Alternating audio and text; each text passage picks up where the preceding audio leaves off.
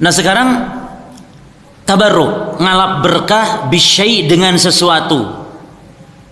Yani kita ngalap kebaikan melalui perantara. Para ulama mengatakan ini supaya kita lebih mengerucut kepada apa yang kita akan bahas. Ngalap berkah dengan Rasulullah, ngalap berkah dengan sesuatu.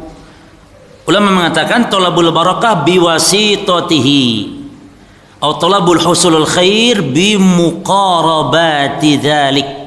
Yani mengharap kebaikan dengan mendekatkan dengan sesuatu atau dengan menyentuhkan dengan sesuatu atau melalui perantara sesuatu.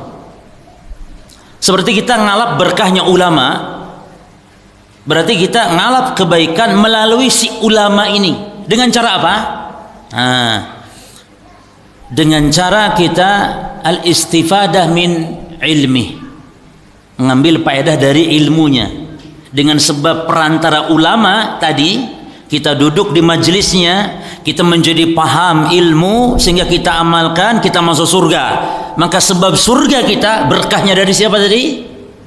Ulama. Nah, kalau ulama saja berkah, apalagi siapa jemaah? Apalagi siapa? Rasulullah sallallahu alaihi wasallam. Termasuk masjid berkah ini.